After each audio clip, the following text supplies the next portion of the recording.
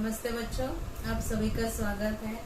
आज हम पाठ 16 आनुवंशिकता और परिवर्तन यही पाठ कंटिन्यू कर रहे हैं। इसमें आज हमारा देखेंगे जनुक क्या है। जनुक मतलब जीन जिसको बोलते हैं। प्रत्येक गुणसूत्र जो होता है वो डीएनए के अणु से ही बना होता है। हमने डीएनए की रचना देखी। प्रत्येक जो गुणसूत्र होता है कहाँ पाया जाता है? कोशिका के केंद्रक के अंदर पाया जाता है। ये डीएनए अणु से बना होता है। ये डीएनए के अणु खंडों को मतलब कुछ एक ऐसा हिस्सा होता है डीएनए के अणु में जहाँ पर प्रथिन संबंधी सारी जानकारी एकत्रित होती है। इस डीएनए के अणु खंडों को ही जनुक या जीन कहते हैं। डीएनए के अणु में जो न्यूक्लियोटाइड होता है, जो धागा होता है, ये न्यूक्लियोटाइड की अलग अलग विविधता पूर्वक रचना होती है और जिसके कारण भिन्न भिन्न प्रकार के जनुक बनते हैं। आपको बहुत ध्यान से बच्चों इसको देखना है क्योंकि ये अगले साल भी जो है जनुक जीन ये काम आने वाला है। जनुक कोशिकाओं और शरीर की रचना के कार्य पर नियंत्रण रखने का कार्य करता है। इसी तरह आनुवंशिक लक्षण माता पिता से संतान में संक्रमित करने का कार्य भी जनुक ही करता है। यही कारण है कि माता पिता और बच्चों के गुणधर्म जो है समान होते हैं, समानता पाई जाती है। जनुकों में प्रथिनों के निर्मित संबंधी सारी जानकारी संग्रहित होती है। डीएनए फिंगरप्रिंटिंग जो होती है, जैसे उंगलियों के निशान जो होते हैं प्रत्येक व्यक्ति के अलग होते हैं, वैसे ही डीएनए भी जो है प्रत्येक व्यक्ति का अलग होता है। डीएनए प्रारूप की खोज की जाती है प्रत्येक व्यक्ति के और इससे जो है वंश को अगर पहचानना है या अपराधी की पहचान करनी है तो इस डीएनए फिंगरप्रिंटिंग का उपयोग किया जाता है। यहाँ बच्चों देखिए डीएनए की रचना दिखाई गई है। ये क्या है? न्यूक्लियोटाइड है। ये न्यूक्लियोटाइड में कोई एक हिस्सा ऐसा होता है जहाँ पर जो है प्रथिन संबंधी जानकारी संग्रहित होती है, जिसे ही क्या बोलते हैं? जनुक कहते हैं। ये डीएनए की रचना इस तरह से होती है, ये दिखाया गया है। यहाँ पर ये दंडियाँ जो होती हैं ये नाइट्रोजन युक्त पदार्थ की जोड़ी है। ये दिखाइए एडेनिन, थायमिन, ग्वानिन, साइटोसिन। और ये पूरा न्यूक्लियोटाइड शर्करा और फॉस्फोरिक अम्ल, शर्करा फॉस्फोरिक अम्ल, शर्करा फॉस्फोरिक अम्ल ऐसे बना हुआ रहता है। और ये देखिए इस तरह से हाइड्रोजन बंध इनके बीच पाए जाते हैं। ये डीएनए की रचना दिखाई गई है। इसके बाद बच्चों आता है आरएनए, राइबो न्यूक्लिक एसिड। इसका आरएनए का फुल फॉर्म क्या है? Ribo nucleic acid. यहाँ पर आरएनए के प्रकार दिखाए गए हैं। आरएनए कोशिका का दूसरा महत्वपूर्ण न्यूक्लिक अम्ल है। ये अम्ल राइबोज शर्करा, फॉस्फेट के अणु और ग्वानिन, साइटोसिन, एडेनिन और यूरासिल इन 4 नाइट्रोजन युक्त पदार्थ से बना हुआ होता है। अब यहाँ पर जो है ग्वानिन, साइटोसिन, एडेनिन और थायमिन की जगह यूरासिल पाया जाता है। राइबोज शर्करा फॉस्फेट अणु और नाइट्रोजन युक्त पदार्थ के अणु से बना होता है। ये काय से बना होता है? राइबोज शर्करा से, फॉस्फेट के अणु और नाइट्रोजन पदार्थ के अणु। नाइट्रोजन पदार्थ के कौन कौन से अणु होते हैं? एडेनिन, ग्वानिन, साइटोसिन और यूरासिल ऐसे होते हैं। इन यौगिकों से न्यूक्लिक अम्ल की श्रृंखला की एक कड़ी अर्थात न्यूक्लियोटाइड तैयार होता है। ऐसे अनेक कड़ियों के जोड़ से आरएनए का महाअणु बनता है। इसकी कार्यप्रणाली के अनुसार आरएनए के 3 प्रकार होते हैं। सबसे पहले देखिए आरएनए, राइबोसोमल आरएनए। इसको क्या बोलते हैं? Ribosomal RNA. इसकी आकृति ध्यान रखेंगे। यह राइबोज के घटक आरएनए का अणु होता है। राइबोसोम प्रथिन संश्लेषण का कार्य करते हैं। जो आपकी कोशिका के अंदर राइबोसोम पाए जाते हैं, जो अंतर्द्रव्य जालिका के ऊपर राइबोसोम पाए जाते हैं, ये राइबोसोम के ऊपर राइबोसोम जो है प्रथिन संश्लेषण का कार्य करते हैं। इसके बाद दूसरा आता है एमआरएनए, जिसको क्या बोलते हैं? मैसेंजर आरएनए कहते हैं। कोशिका केंद्रक में स्थित जनुकों के, कोशिका के केंद्रक में स्थित जनुकों के अर्थात डीएनए की श्रृंखला पर प्रथिनों के निर्मिति संबंधी संदेश प्रथिनों की निर्मिति करने वाले राइबोसोम्स तक ले जाने वाला दूत अणु ये होता है। दूत अणु मतलब ले जाने वाला। इसके बाद तीसरा आता है टीआरएनए, जिसको बोलते हैं ट्रांसफर आरआरएनए। एमआरएनए आरआरएनए से मिलने वाले जो संदेश है, इनके अनुसार अमीनो अम्ल के अणुओं को राइबोसोम्स तक लाने वाला ये आरआरएनए का अणु, टीआरएनए का अणु होता है। एमआरएनए और आरआरएनए से मिलने वाले जो संदेश होते हैं, इनके अनुसार अमीनो अम्ल के अणुओं को लेकर जाता है, ये ट्रांसफर करता है। ये अमीनो अम्ल के अणुओं को राइबोसोम्स तक ले जाने का कार्य ये टीआरएनए का अणु करता है। इसके बाद बच्चों अगला टॉपिक आता है मेंडल का आनुवंशिकता का सिद्धांत। माता पिता से संतान को समान मात्रा में जनुकीय पदार्थ हासिल होते हैं। इस विचार पर लक्षणों की आनुवंशिकता का सिद्धांत आधारित है।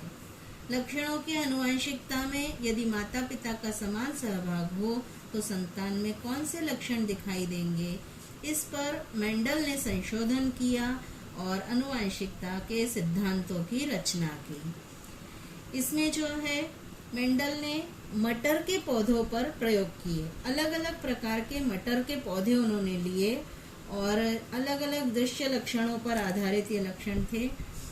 इस पर उन्होंने जो है प्रयोग किए, बहुत सारे प्रयोग किए। इसमें कौन कौन से मटर के पौधे लिए? विपरीत लक्षण वाले पौधे लिए। सबसे पहला मेंडल का एक संकर संतति का प्रयोग किया उन्होंने। मेंडल ने जो प्रयोग किए उसमें विरुद्ध लक्षणों की एक जोड़ी वाले मटर के पौधे में संकर प्रस्थापित किया।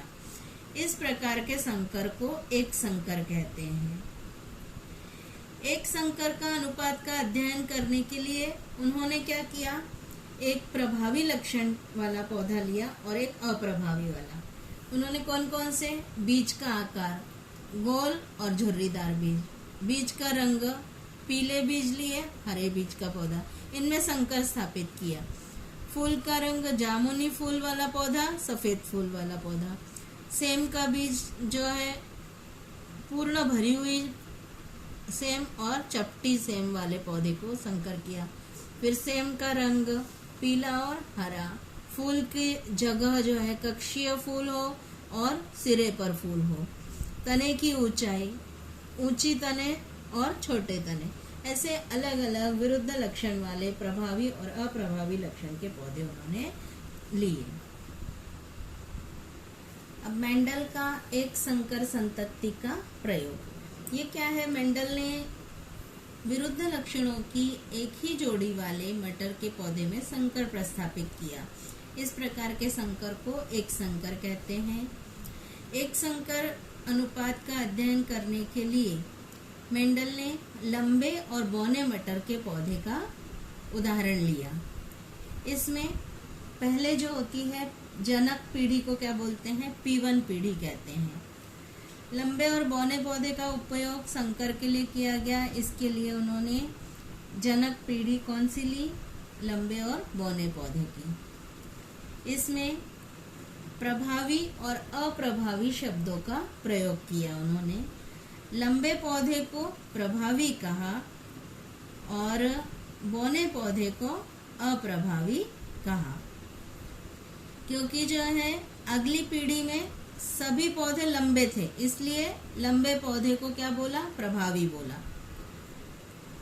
और अगली पीढ़ी जो होती है उसको क्या F1 में जो है बौने पौधे दिखाई ही नहीं दिए, इसलिए उसको क्या बोला? अप्रभावी कहा।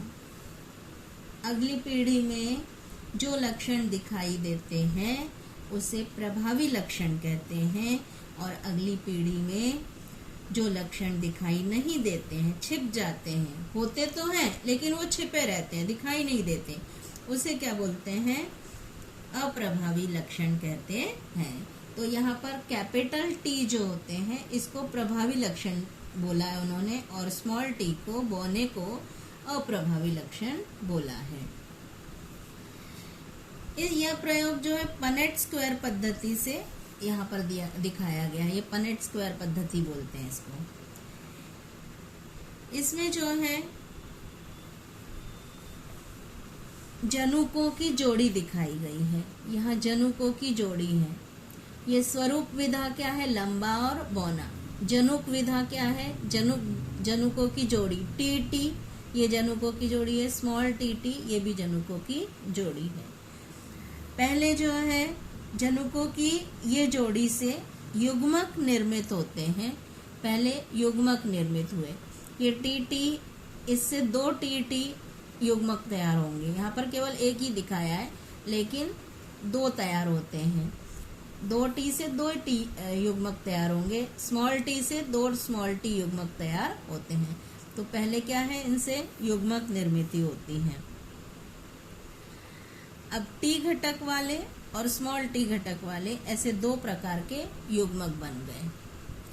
अब प्रथम संतानीय पीढ़ी जो होती है, ये प्रथम संतानीय पीढ़ी, इस टी का इस टी से संयोग हुआ और क्या बना? Capital T small T. अब इसमें स्वरूप विधा क्या आया?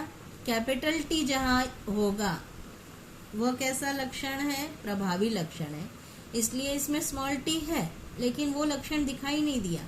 प्रथम संतानीय पीढ़ी को क्या बोलेंगे? F1 पीढ़ी में सारे पौधे जो होते हैं कैसे दिखाई दे रहे हैं? लंबे पौधे ही दिखाई दे रहे हैं, टी और टी। इसके बाद जो है अगली पीढ़ी जो आती है, जनक पीढ़ी जो होते हैं, इसमें क्या आ जाएगा? P2। जनक पीढ़ी कौन सी है? P2। इसमें स्वयं परागण होता है। और अब किस तरह से होगा? देखिए यहाँ पर द्वितीय पीढ़ी F2 में जो है किस तरह से, यहाँ पर ये टी टी युग्मक थे, दूसरे टी और टी थे, इसके युग्मक तैयार हुए, टी टी और दूसरे टी और टी तैयार हुए। अब इनको हमने द्वितीय पीढ़ी को यहाँ दिखाया गया है। ये स्त्री युग्मक टी और टी लिख दिए, ये पुंग युग्मक टी और टी लिख दिए। अब इस टी का इस टी से संयोग हुआ तो टी टी बना। इस टी का मतलब ये जनुक है, इस जनुक का इस जनुक से संयोग हुआ तो टी और T, small capital T small T. इस टी का इस टी से हुआ तो टी टी, इस टी का इस टी से हुआ तो स्मॉल टी टी। अब दूसरी पीढ़ी में जो है क्या दिखाई दिया? Capital T, full capital T है मतलब लंबे पौधे हुए। यहाँ पर प्रभावी लक्षण भी है और अप्रभावी लक्षण भी है। तो यहाँ पर क्या हुआ? ये भी लंबा पौधा दिखाई देगा, इसमें भी कैपिटल टी है इसलिए ये भी लंबा पौधा दिखाई देगा। और एक क्या दिखाई देगा? बौना पौधा दिखाई देगा। इसमें कैपिटल टी है क्या? नहीं है, मतलब दूसरी पीढ़ी में लक्षण दिखाई दिए। अब इस प्रयोग में मेंडल ने क्या देखा कि प्रथम संतानीय पीढ़ी के सभी पौधे लंबे थे, लेकिन F1 पीढ़ी के लंबे पौधे P1 पीढ़ी के लंबे पौधे से अलग थे। मतलब P1 पीढ़ी में जैसे लंबे पौधे थे वैसे लंबे पौधे नहीं थे। इसमें F1 पीढ़ी के पौधों के जनक लंबे और बौने पौधे थे। F1 पीढ़ी के लक्षणों में मेंडल ने यह प्रतिपादित किया कि लंबे पौधों का जनक बौने पौधे के घटकों से प्रभावी होता है। अब दूसरी संतानीय पीढ़ी में जो है लंबे तथा बौने दोनों प्रकार के पौधे थे। इसमें मेंडल ने जो है मटर के कुल 929 पौधों में 705 पौधे लंबे देखे जबकि 224 पौधे बौने थे। अर्थात पौधों का स्वरूप विधात्मक अनुपात लगभग 3:1 था, है ना। मतलब 3 क्या था, लंबे पौधे थे और 1 बौना पौधा था। मतलब स्वरूप विधा अनुपात था 3:1 था। और जनुकीय अनुपात क्या था, ये एक जनुक था, ये एक जनुक और ये 1:2:1 था। जनुक टी वाला एक जनुक है और कैपिटल टी स्मॉल टी वाले 2 है, तो 1:2:1।